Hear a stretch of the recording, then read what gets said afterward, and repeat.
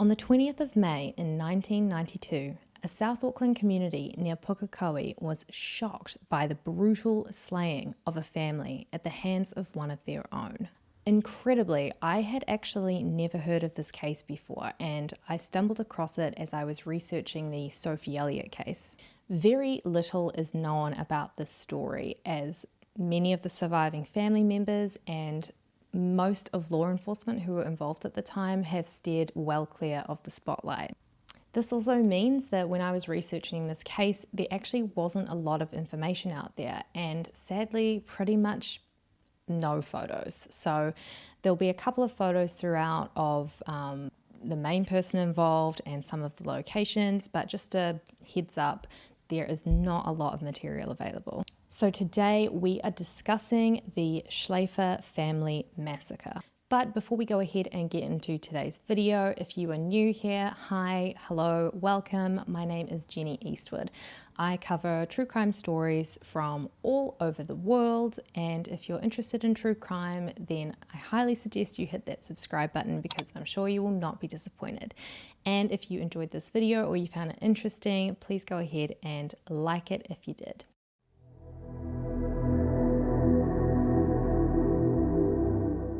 So the Schlaefer family settled in Pairata in 1886. Pairata is a small farming community located to the north of Pukekohe, which is in South Auckland, New Zealand. The Schlaefers built their farm on Ostrich Farm Road, and the family quickly became well liked throughout the district, even having a road named after them, which still exists today actually.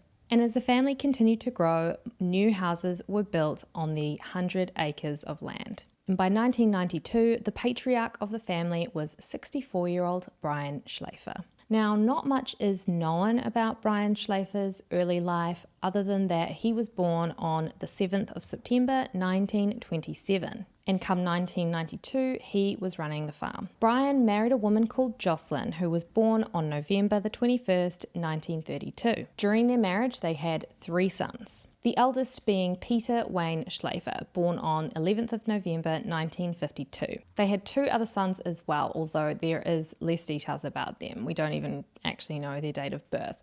So they were Carl Percival Schlaefer, he was the middle son, and Daryl Brian Schlaefer, who was the youngest. So by the time Brian was born, the Schlaefer family had established a really good name and good reputation in the Pairata community. They'd consistently used their wealth and resources to help support and uplift the community and just generally give back and do good deeds. But Brian continued to uphold the family name all on his own with his own actions. In 1964, a member of the Schlaefer family, along with another family from the community, donated 2 hectares of land to the local scouts. This land is located just off Ostrich Farm Road, and today I believe it's been turned into like a full-on outdoor camp known as Schlaefer Park.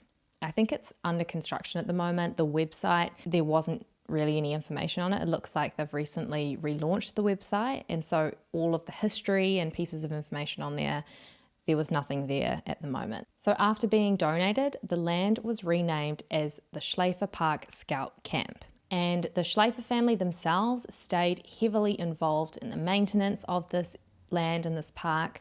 And apparently on the old website, Brian was actually credited as being a contributing member of the maintenance of this camp and being involved in getting it up and running. So it's said that at one point Brian was actually a volunteer scoutmaster for the scout camp as well. And this park is still used today.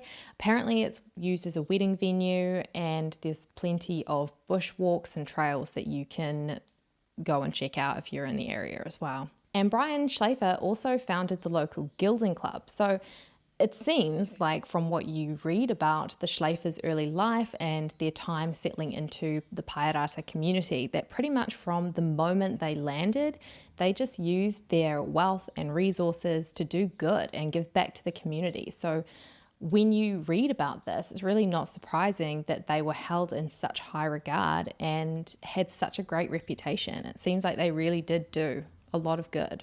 So by 1992, 11 members of the Schlaefer family were living in 3 different houses on the property at Ostrich Farm Road. So in one house, Brian lived with his wife Jocelyn, and she was 55 at this time, their adult son Carl, who was 33. Another house was occupied by Peter Schlaefer, who was 39, and that was Brian's eldest son.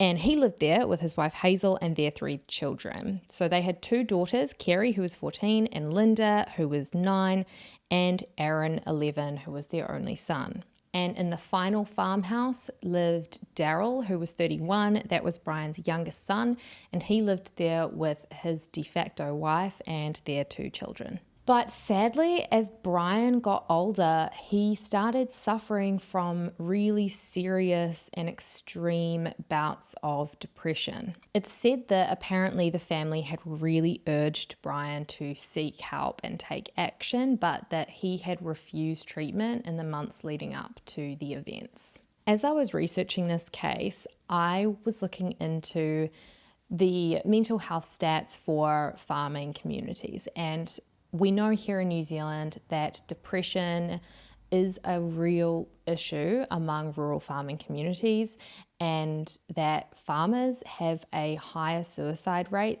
than average. And I actually learned that it's pretty much that's the same situation across the world. So it seems like it's really a problem with rural farming communities, no matter which country you're in, which is really quite sad. One study showed that workload, fatigue, relationships, sleep, and time off farm are some of the main well-being challenges facing farmers. The study found that 64% of younger farming men and 77% of women reported that at least one well-being issue had a large impact on their life. So you can imagine that when you are running a farm or you're out there working as part of a family, it's very isolated. Farming is freaking hard, honestly. It is a really, really, really hard job. I'm sure you guys already know that, but it is so challenging. I've known farmers and they get no time off at all. They certainly don't get enough sleep and rest as they need because they have to be up at sparrow's fart to, make sure that they milk their cows or they're moving their stock. It is incredibly, incredibly demanding work. And typically talking about your struggles with mental health is also kind of not really talked about. Like it's very taboo, or it's thought that you should just, harden up and get on with it or toughen up, So it's really sad that these challenges are so prevalent in this exact community who seems to still be struggling to break through that old school toxic masculinity mentality of just getting on with it. So it's understandable that Brian's ongoing battle with depression led to him being unable to effectively manage and lead the farm.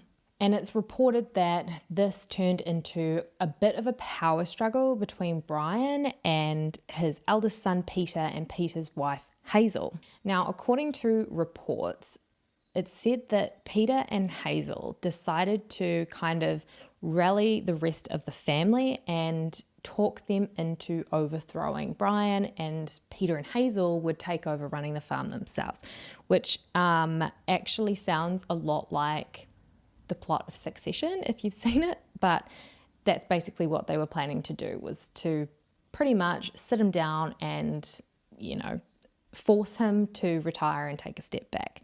Now, it's rumoured around town that Brian obviously was not happy with this. He did not want to relinquish control, and apparently they were planning on changing the farm from pasture into crops. And the family had been farming with pasture since the farm's purchase in 1886. So he did not want to make this change. He wanted to keep things going the way that they were. So these issues on top of Brian's already declining mental state just led him to sink further and further and further into that horrible dark pit of despair. He became more and more vulgar and would lash out at his family, and ultimately ended up becoming quite estranged from his family. Now, I just want to add that depression and struggle with your mental health is not an excuse to treat your family like shit, okay? It's not an excuse. It's up to us as individuals to take responsibility and seek help when we need it. And so, instead of taking it out on your family members who just care about you and want you to get better. So before we talk about what happened next, I just want to make it super, super clear that while Brian's mental state does not excuse his actions, it does help us understand what led him to what happened.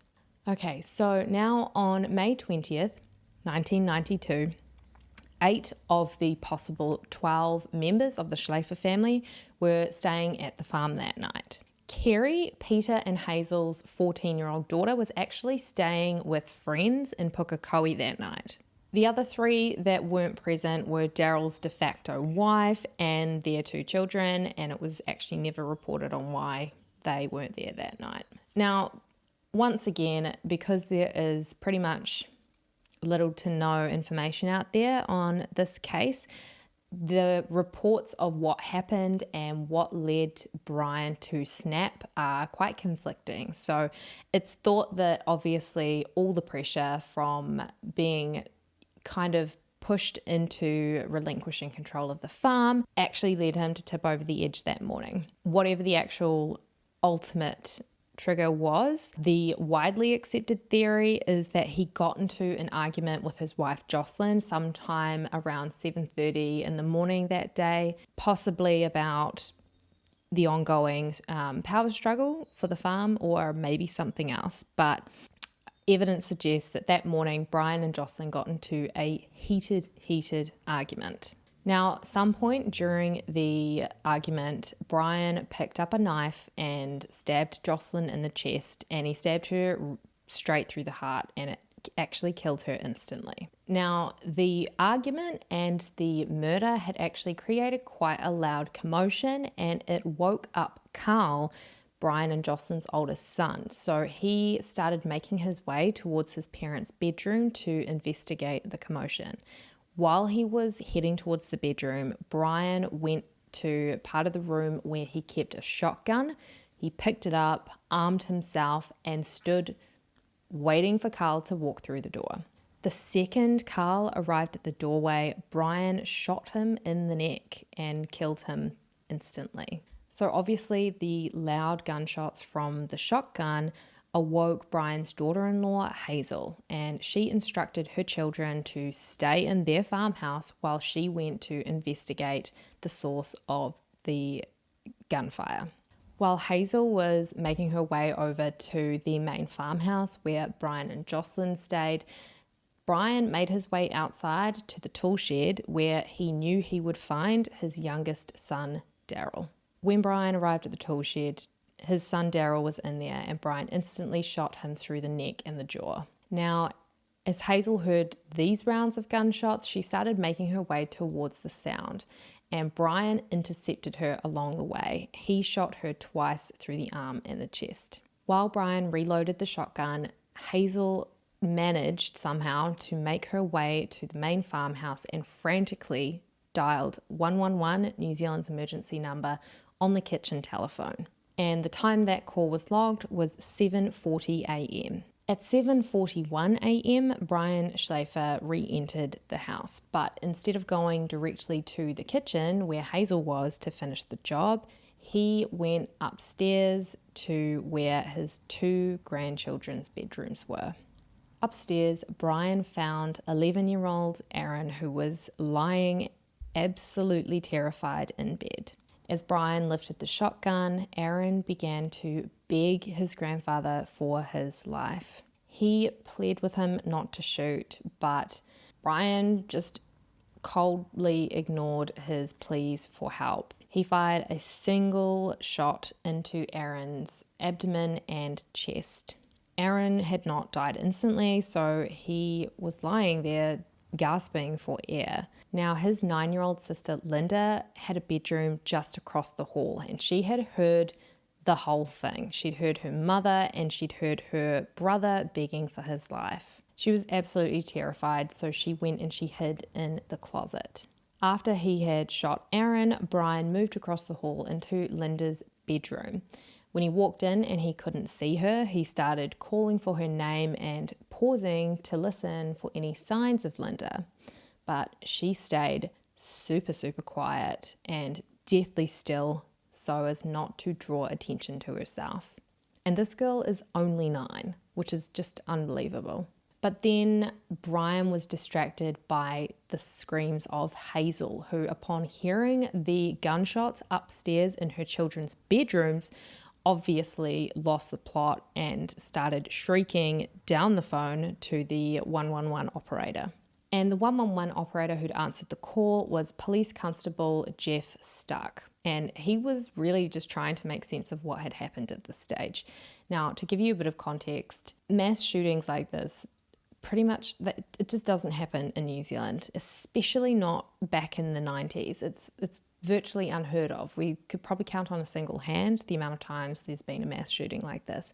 So when the New Zealand police would get a call about something like that or a domestic incident, they probably just think it's, an argument gone wrong or, not to the same scale. So for this officer on the other end of the phone, he was trying to figure out if what was actually happening and how serious it was and what kind of law enforcement response they needed to deploy. Jeff Stuck was trying to make sense of what happened when all of a sudden he heard the receiver just fall to the floor. And then he heard Brian confronting Hazel in the kitchen where a, quote, fierce exchange took place.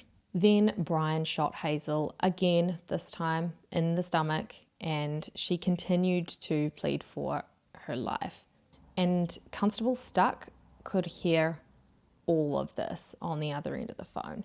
And apparently most of what was said was pretty much incoherent, but he did make out one sentence when he heard Hazel scream, "I don't know where Linda is."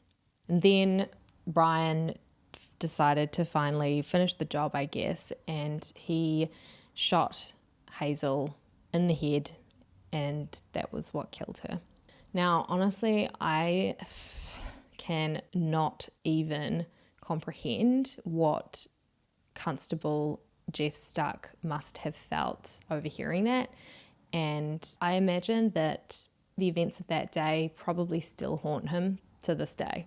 Having to listen to what he did would just be truly horrifying. Truly, truly, truly horrifying. So after that, Brian continued searching for Linda. He walked around the house calling out her name. She stayed hidden in the closet in her bedroom. She didn't move. She was too scared to make a single sound or try anything, so she stayed where she was. And eventually Brian exited the house, and his calls, she could hear them getting farther and farther away. Now, reports say that Petra Clayton, who was a neighbour of the Schlaefers, was hanging out her washing that morning when she heard 3 shots fired in quick succession. Apparently, they were then followed by terrified screams and crying, but Petra sort of made her way towards the Schlaefer house and couldn't see anything or hear anything after that, so she wasn't really sure what she had heard. Mrs. Cleveland then decided to go and investigate the source of the screams, and she claims, quote, she heard a terrible screaming and crying and a sort of groan, as well as another couple of shots. And the noises were coming from the Schlaefers' property, but she couldn't see anything. Nothing looked out of the ordinary. There was no movement, so she wasn't really sure what actually she'd heard or what was even happening. And again, this just doesn't happen here in New Zealand, like gun violence is just not really an issue. So I feel like it's one of those things like that bystander effect where even when something's wrong and you in hindsight you think, well, how did they not know, or why didn't they get any help?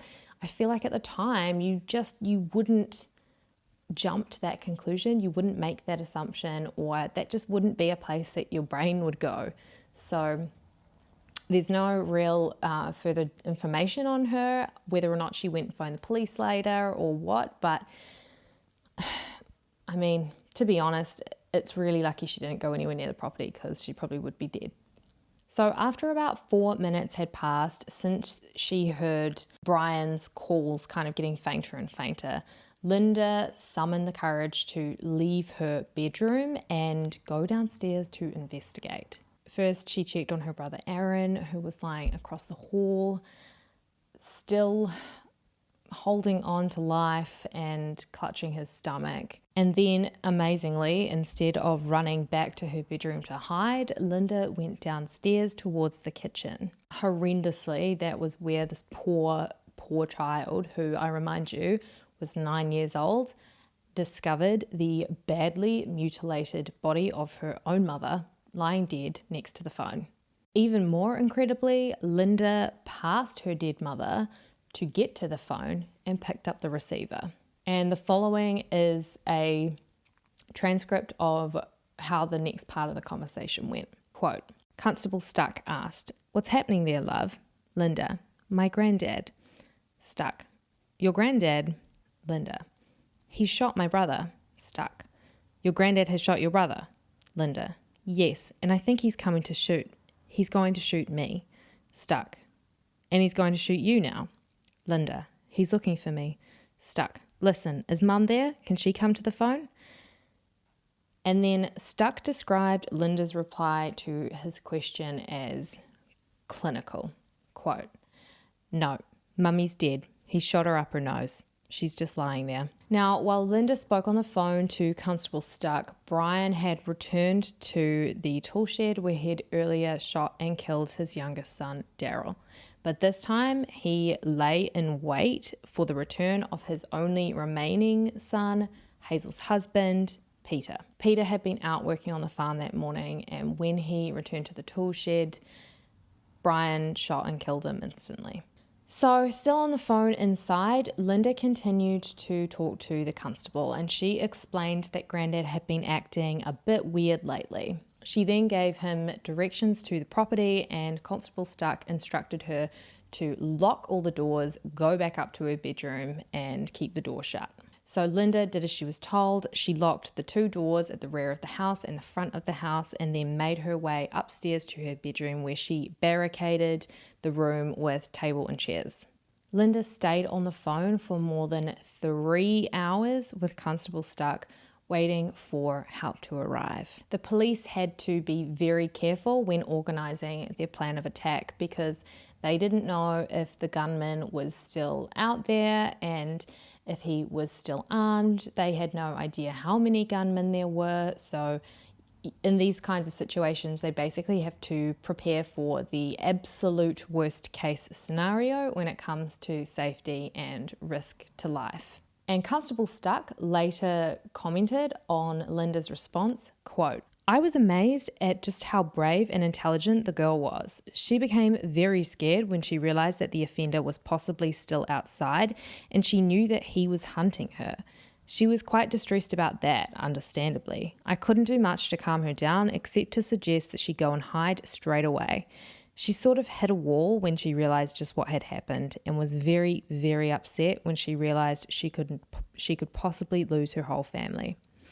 At that stage, I'd been talking to her for 3/4 of an hour. She was very controlled, pretty much the whole way through." Constable Stuck said he later became very concerned when Linda said that she could hear noises at the door. Quote, "I knew that an armed offender squad was in the immediate vicinity, as were other armed police, and I assumed at that stage that they'd not entered the house. I thought, yes, that may have been the offender come back to try and locate her. It transpired that it may have been cats. She was very concerned about 3 of her pet cats that hadn't had breakfast, and I had to assure her that the police would be feeding the cats." Unquote.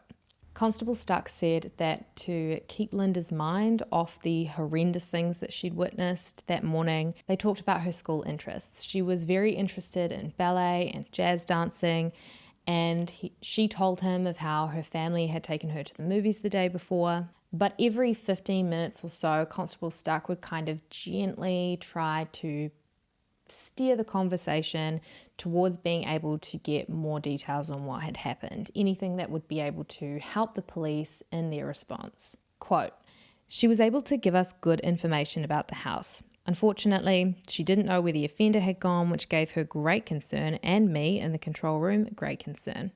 At approximately 8 a.m. that morning, 20 members of the Armed Offenders Squad arrived at Ostrich Farm Road.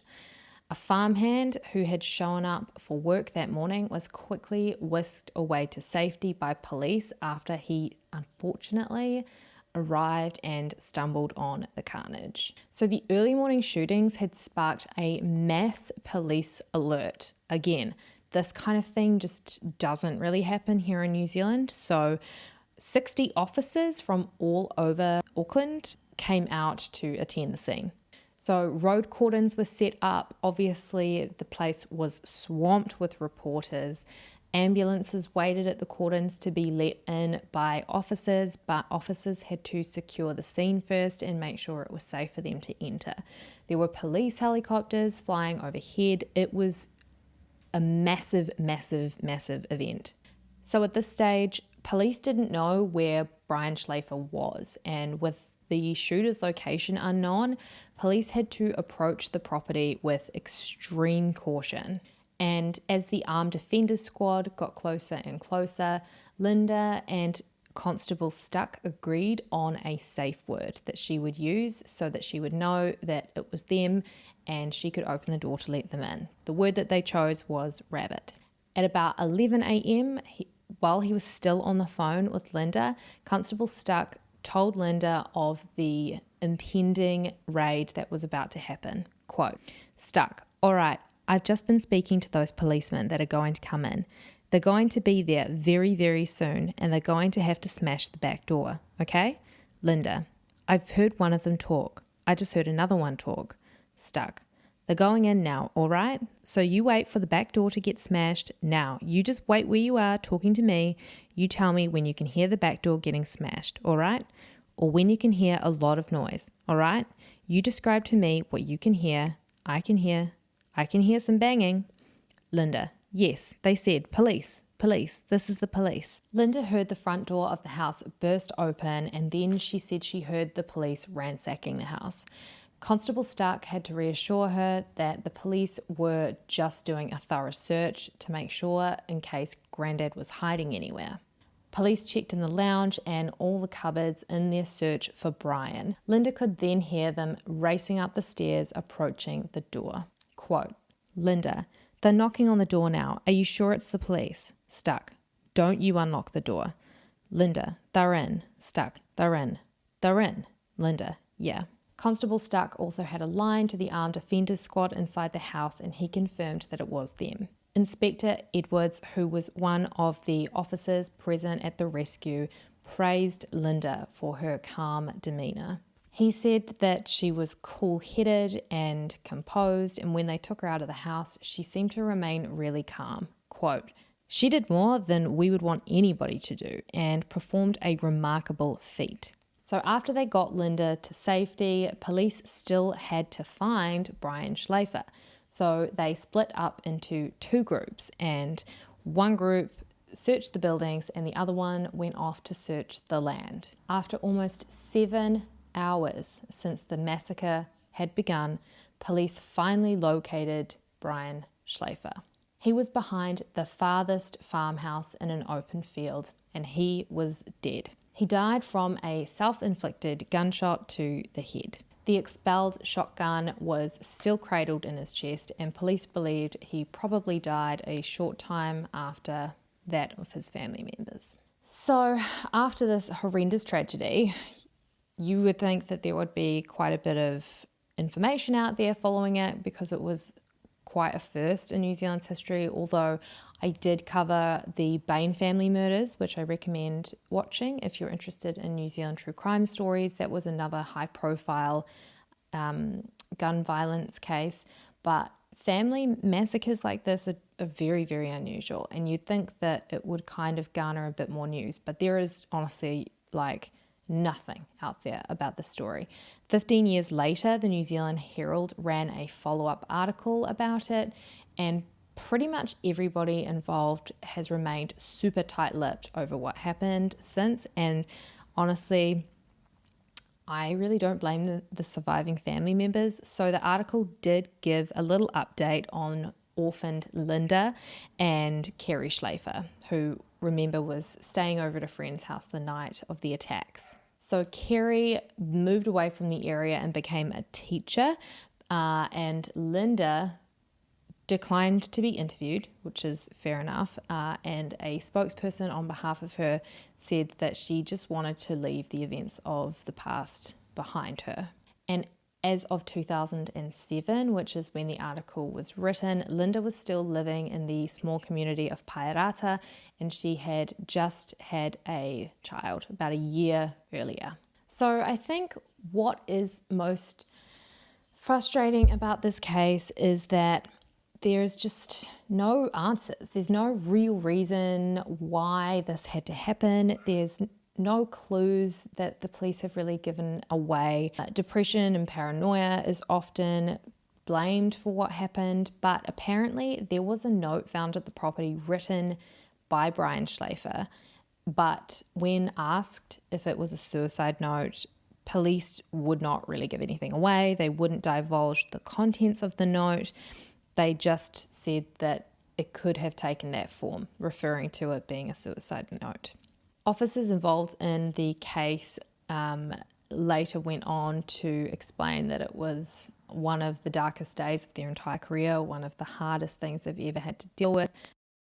I can't even imagine how Constable Jeff Stark even began to work through the trauma of what he had listened to on the job that day on the phone, and what a monumental effort that was to sit there with Linda and be there with her. And Linda, like, my God, that girl, just remarkable at that age of 9 to have the courage to do what she did. And the poor thing, I hope she's doing really well. I hope she's happy and has a beautiful family and has managed to move on and leave the past behind her. Despite what happened, despite what he did, despite the reasons why, whatever those reasons might be, I guess we will actually never know. Despite all of that, Brian Schlaefer was buried next to his 6 victims at the Heights Park Cemetery, and their headstones are still there. So, you know, if you're in the South Auckland area and you've got a bit of morbid curiosity, you could go and check it out. But yeah, I think that was quite an interesting choice to bury him next to the family. Yeah, tell me what your thoughts are on this case. I had never heard of it before, and it still really shocks me. Like, it's really horrendous and incredibly violent.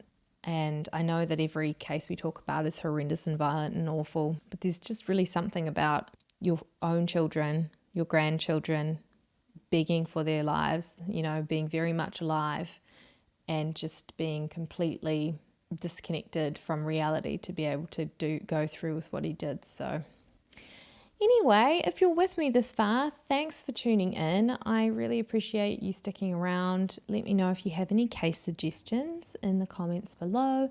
Thanks for being here, and I will see you next time.